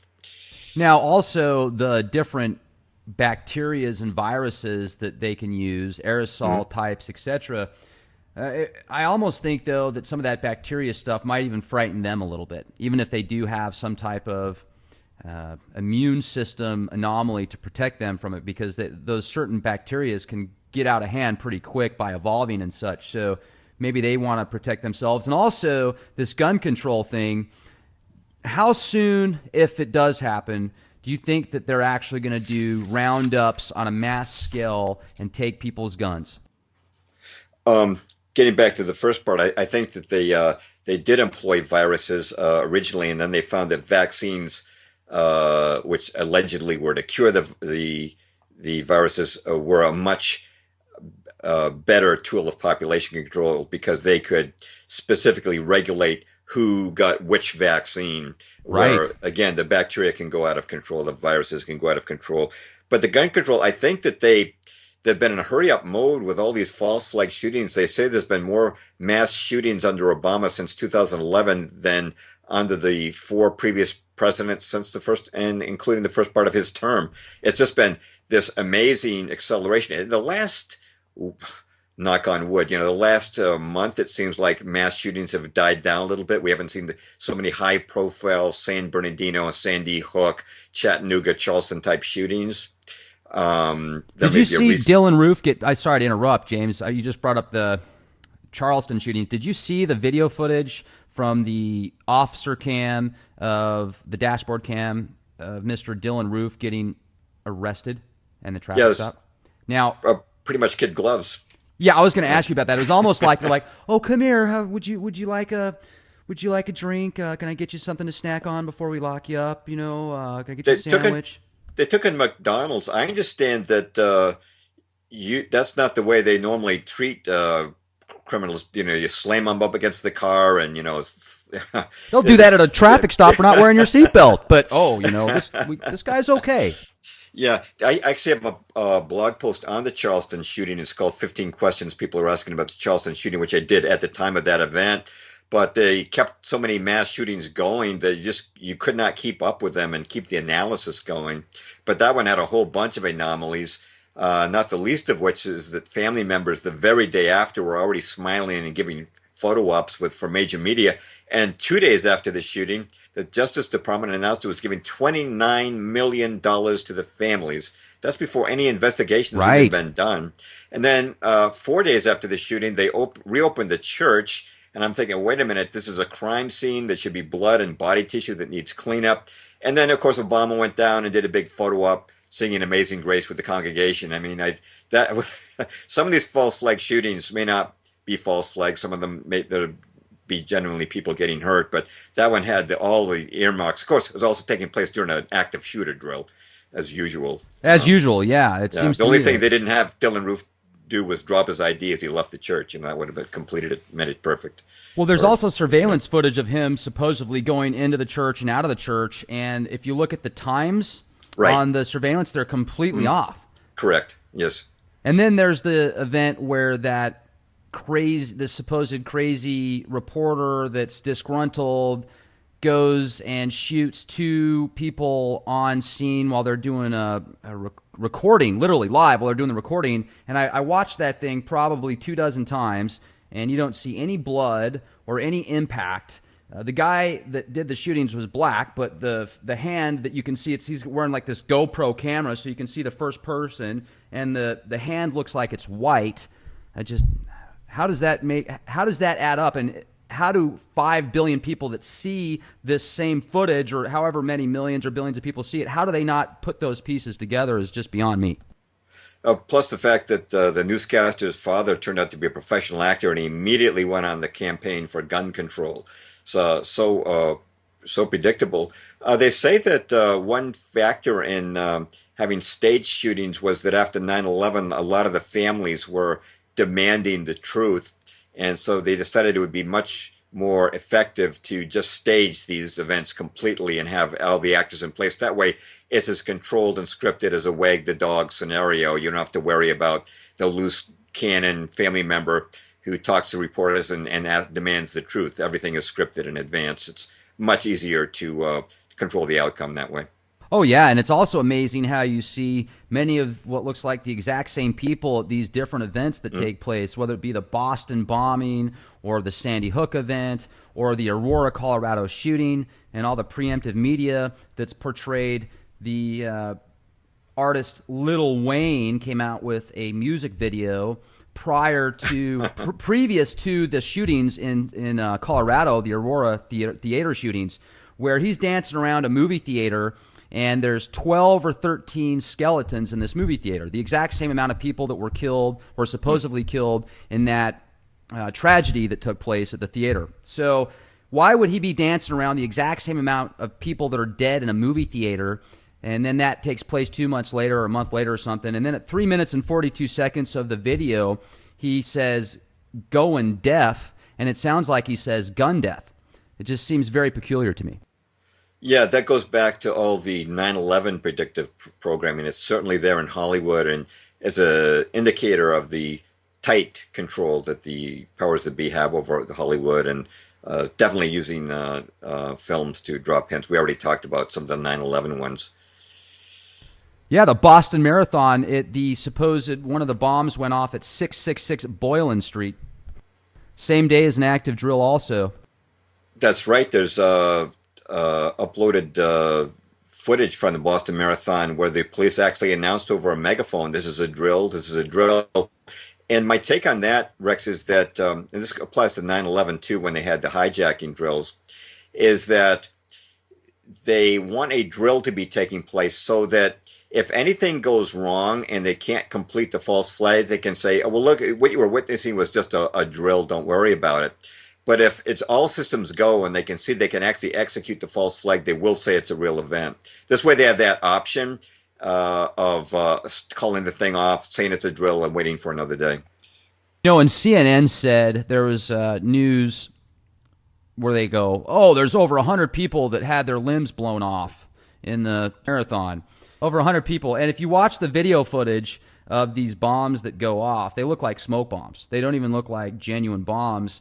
And the footage of that famous picture of that guy that's got his legs blown off in the wheelchair, he's being pushed by a guy that's got a cowboy hat on, and then there's an Asian gal next to him, and they're pushing him. You don't see any trail of blood, but his legs are blown off. And then there's pictures of this same guy, or it looks exactly like him, from Iraq, and he got his legs blown off in Iraq several years ago. So they don't do a very good job hiding this stuff, and maybe they want to bring it out so they can just throw it in people's faces.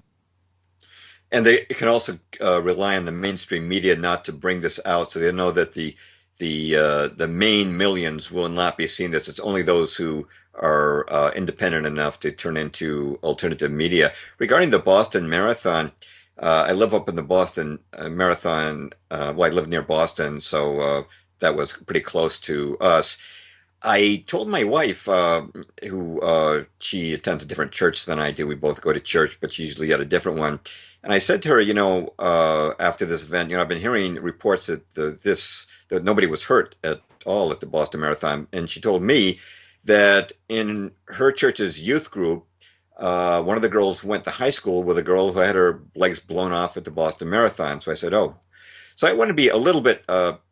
That may give me pause, but at the same time, you're talking about the guy in the wheelchair. I'm a registered nurse myself, and I can tell you that when somebody has been had his legs amputated, you don't put him in a wheelchair. What you want to do is you want to have his legs up, because if he's in a wheelchair, the flow of gravity is going to push the blood, put the maximum force against the end of his legs.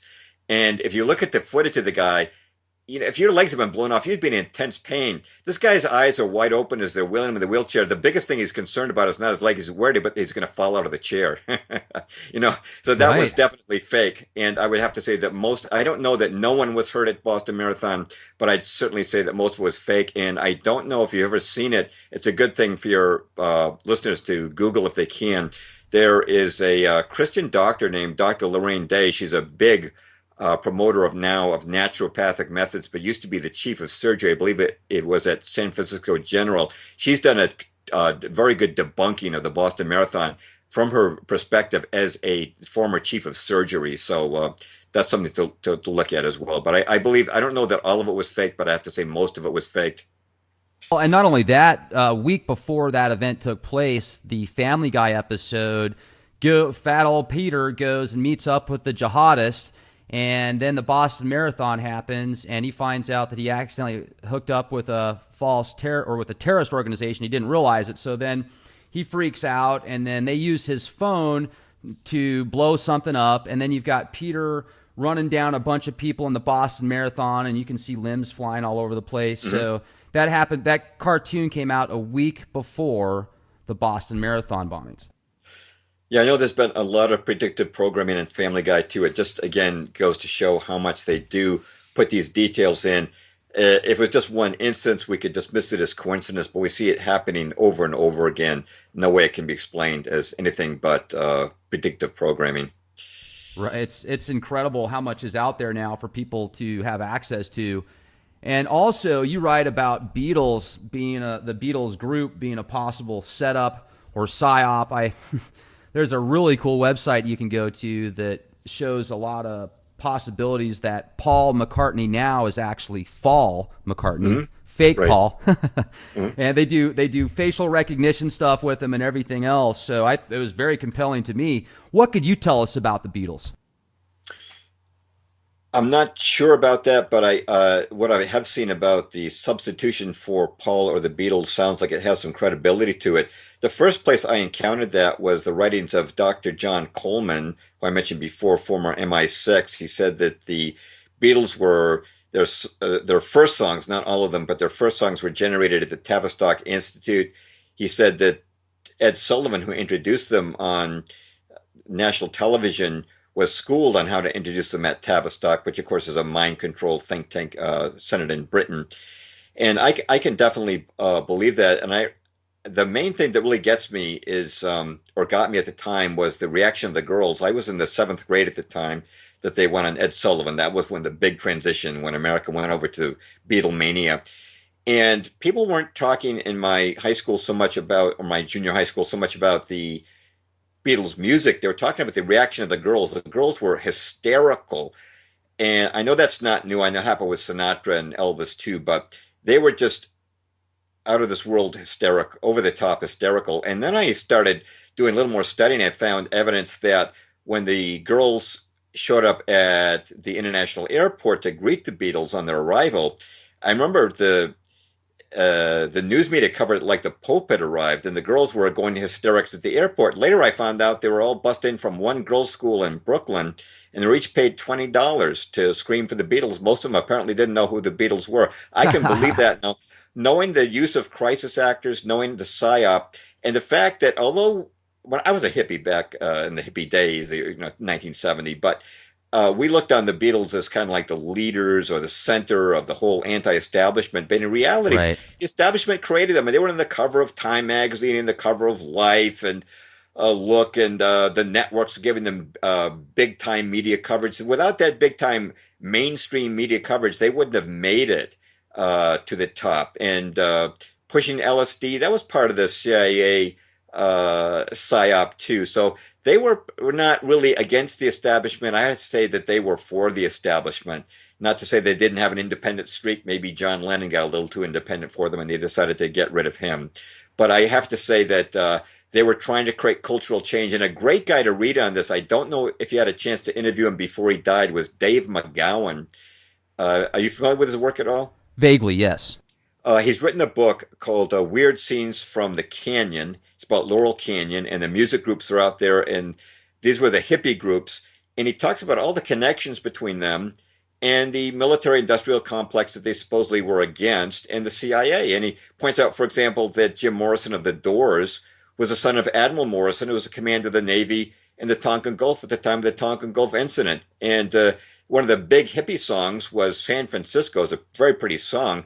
But it was written by Papa John Phillips of the Mamas and the Papas. Well, his sister worked in the Pentagon, his wife worked in the Pentagon, and he went to Annapolis. He grew up on military bases. And you look again and again, you find that these groups, Crosby and Stills, from military families, that all these connections he drew were absolutely amazing. He passed away from cancer recently at an early age, but amazing to kind of get this jolt. And I believe it because I used to hawk a newspaper in Boston when I was around 20 years old, a little, maybe 21.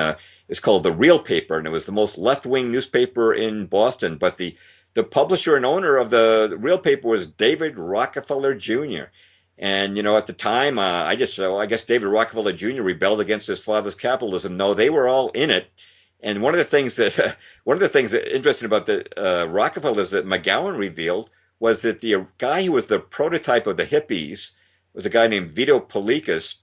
And Vito Polikas's uncle was the father-in-law of Lawrence Rockefeller, who was David Rockefeller's uh, brother. Vito Polikas was the guy who originated the phrase "freak out," according to Wikipedia. And he was the guy who brought the first topless go-go dancers to the Sunset Strip. And the Rockefellers are all mixed up with those guys. It's like amazing. They were very much wanted to see this anti-Christian cultural shift that occurred in the 60s. So yeah, I believe that the Beatles were part of that on the British side.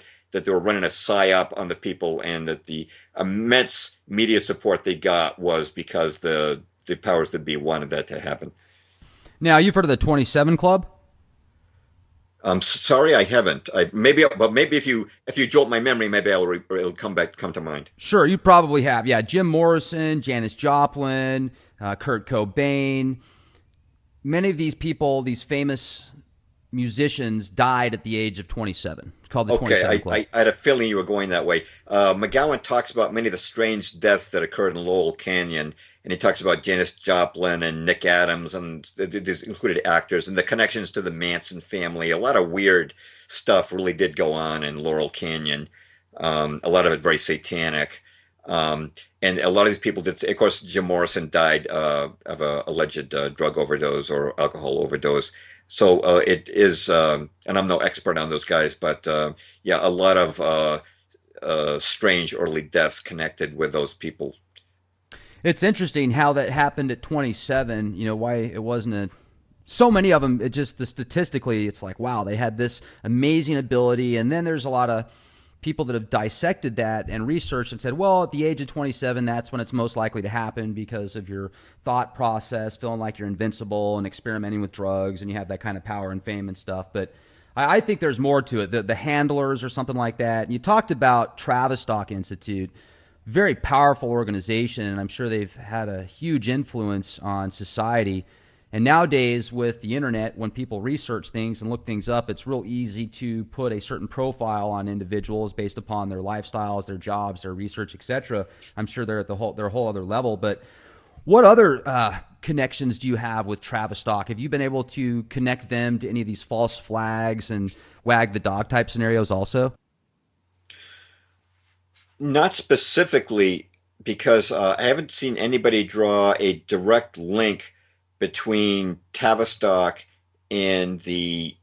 We don't really know who the black ops are who are behind these false flag shootings. At least I've never seen them specifically identified. I haven't seen linkage to Tavistock. Have you run into anybody on your show in terms of a guest who's made that connection? Now, what do you think this push is right now with all of these Muslim refugees, and many of them look like military people getting brought into Western countries? I think that is definitely part of a long-term agenda. I have a brief section on immigration in my book, Truth is a Lonely Warrior. A lot of people have devoted quite a bit of blog space to the immigration issue going back for a few years. Immigration, from the perspective of the New World Order, they favor it so strongly.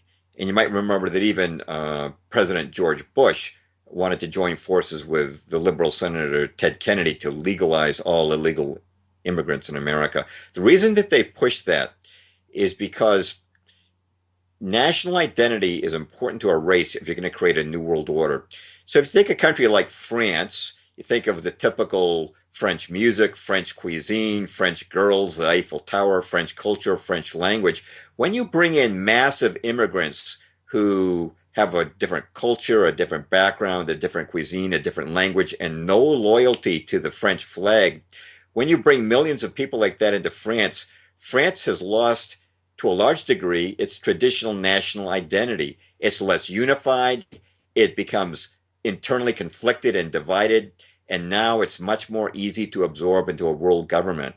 And that has been the long-standing outlook of the establishment. This is why they favor it so greatly. They want to destroy national sovereignty. How do you destroy national sovereignty? One way to do it is to destroy, dilute the national character. And of course, they'll say that anybody against that is doing so out of racism. But we're just talking common sense here. It just doesn't make sense to bring a million migrants into Germany, taking away jobs from local Germans, when the best place for these people would be back in a stable home that's free of Western incited wars. But you're quite right. The people that are coming into Europe are mostly young men of military recruiting age. It looks like a setup for chaos and war. And I understand that George Soros has been helping fund that situation. And you probably have noticed that Angela Merkel, who's been the chief figure advocating this in Europe, was named Time Magazine's Person of the Year. And they even called her Chancellor of the World for doing what she's doing. That's one of her rewards Oh, for bringing this about. So it's definitely part of their agenda, no question about it. It's part of the New World Order agenda to mix up the countries. Multiculturalism sounds politically correct, but multiculturalism is another word for division. That's what they want, is division, because when you divide, you can conquer. You know, that's one of the top points in the Communist Handbook, the Communist Manifesto, is to take out another nation, divide and conquer, multiculturalism, get all these, create this entire soup so there's no identity. And I don't care where anybody's from or what color you are or what your preference is. Mm-hmm. If you have a good heart and good intentions, hey, right on, So, right. But it just seems as if when you bring in all these different cultures, they have a tough time, especially when their belief systems and upbringings and ancestors are so far different from each other.